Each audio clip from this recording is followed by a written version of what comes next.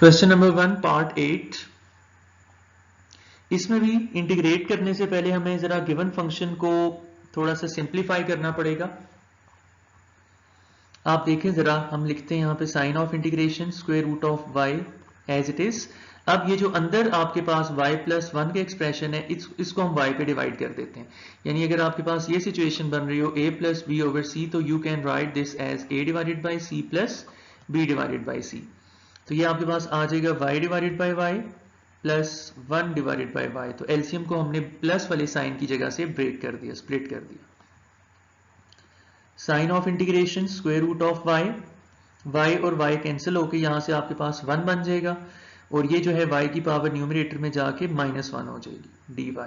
अब ये जो बाहर स्क्वायर रूट y है, यहां से एक और काम कर लेते हैं। हम जानते हैं कि स्क्वायर रूट ऑफ y का मतलब होता है y की पावर 1/2।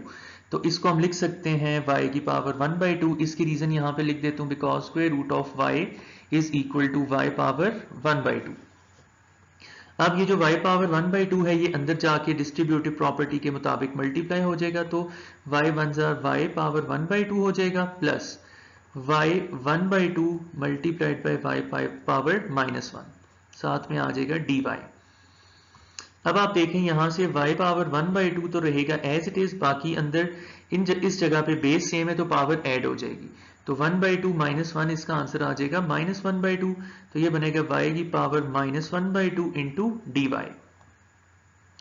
तो अब आप देखें जरा, इंटीग्रेशन साइन को अलग-अलग कर दें। y पावर 1/2 के साथ अलग से इंटीग्रेशन लिख देते हैं, और जो है y पावर -1/2 के साथ अलग से इंटीग्रेशन लिख देते हैं। अब पावर रूल जो है वो जरा दोबारा मैं एक्सप्लेन कर दूं। अगर आपके पास फंक्शन की पावर इन्वॉल्व हो जाए होल पावर n, और प्रोडक्ट में जो है विदाउट पावर बेस का डेरिवेटिव अवेलेबल हो, तो ऐसे फंक्शन को जब with respect to x integrate करना होता है, तो फंक्शन की गिवन पावर में 1 ऐड करते हैं और रिजल्टिंग पावर पे डिवाइड भी करते हैं।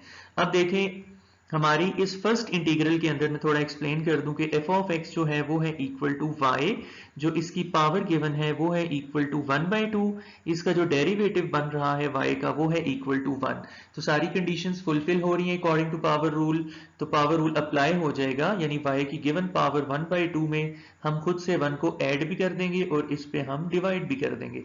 Same is the case hair, y power -1/2 में 1 ऐड हो जाएगा और -1/2 प्लस 1 पे डिवाइड भी कर देंगे। तो अब 1 प्लस 1/2 का आंसर आता है 3/2। ये अभी एलसीएम के जरिए मैं एक्सप्लेन भी कर देता हूँ, करके दिखा देता हूँ कि ये 3/2 कैसे आता है। और 1 माइनस 1/2 होता है positive 1/2 plus constant of integration. तो आप देखें जरा कि 1 प्लस 1/2 का आंसर 3/2 कैसे आता है। इस 1 के नीचे डिनोमिनेटर में कुछ भी नहीं है तो 1 होगा। अब दोनों फ्रैक्शंस का डिनोमिनेटर सेम करने के लिए, चूंकि यहाँ पे 2 है, तो हम खुद से 2 से मल्टीप्लाई और डिवाइड कर देते हैं 1 को। तो ये हो गया 2 divided by 2 plus 1 divided by 2। जब दोनों का डिनोमिनेटर सेम हो जाए तो न्यूमिनेटर्स को डायरेक्टली प्लस किया जाता है। 2 plus 1 will be equal to 3। तो ये 3/2 आ गया। लास्ट स्टेप इधर ऊपर राइट साइड पे लिखूंगा मैं। ये एक प्रॉपर्टी याद रखिएगा, a divided by b over c equal c multiplied by a over b। तो ये जो डिनोमिनेटर का 2 है ये ऊपर y के साथ आके मल्टीप्लाई हो जाएगा। तो 2y पावर 3/2 ओवर 2/3, और प्लस ये 2 ऊपर चला जाएगा इसी प्रॉपर्टी के मुताबिक। So this will be the final answer. Part number 9, इसको सिंप्लीफाई करने से पहले हमने स्क्वायर का फॉर्मूला न्यूमरेटर के अंदर ओपन करके दिखाना है।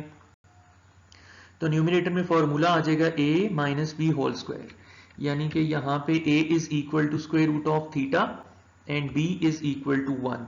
तो ये बनेगा आपके पास a square plus b square minus 2 times a multiplied by b, और इस सारे को हम डिवाइड कर देते हैं स्क्वायर रूट ऑफ थीटा पे, साथ में हम लिख देंगे विद रिस्पेक्ट टू थीटा।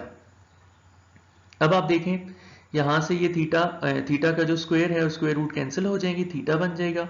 1 का स्क्वायर 1 ही होता है, और ये 2 times square root of theta whole divided by square root of theta. अब आप देखें जरा, हम एलसीएम्स को स्प्लिट कर देते हैं। यहां से इन दोनों जगहों से हम सेपरेट कर देते हैं।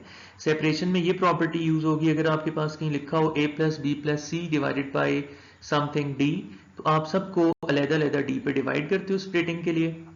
ऐसे लिखते हो आप, तो हम इसको स्प्लिट कर देते हैं। सबसे पहले theta divided by square root of theta, साथ में आ जाएगा d theta. Then we shall write 1 divided by square root of theta, साथ में आ जाएगा डी थीटा। ये कांस्टेंट को हम इंटीग्रेशन के बाहर लिखा करते हैं और आखिर में आ जाएगा square root of theta divided by square root of theta and d theta. अब जो है आप देखें न्यूमरेटर में थीटा की पावर 1 है और डिनोमिनेटर में जो है थीटा की पावर, इसका मतलब होता है थीटा की पावर है 1/2। तो ये 1/2 जो है ऊपर न्यूमरेटर में आके थीटा की पावर -1/2 हो जाएगी।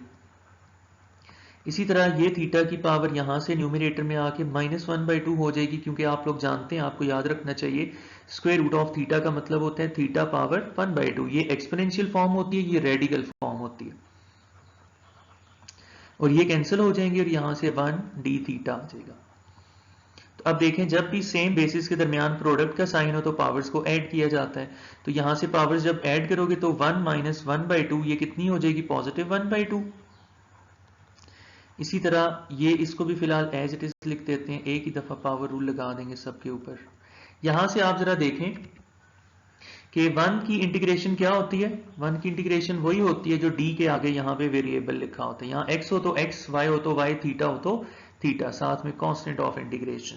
पावर रूल लगा देंगे, जैसे प्रीवियस स्लाइड के ऊपर मैंने पावर रूल एक्सप्लेन किया। अगर आपको नहीं आता तो इसी लेक्चर की जो प्रीवियस स्लाइड है वो आप देख सकते हैं। तो पावर रूल आ जाएगा, थीटा की गिवन पावर 1/2 में हम 1 को ऐड भी कर देंगे और 1/2 + 1 पे डिवाइड भी कर देंगे।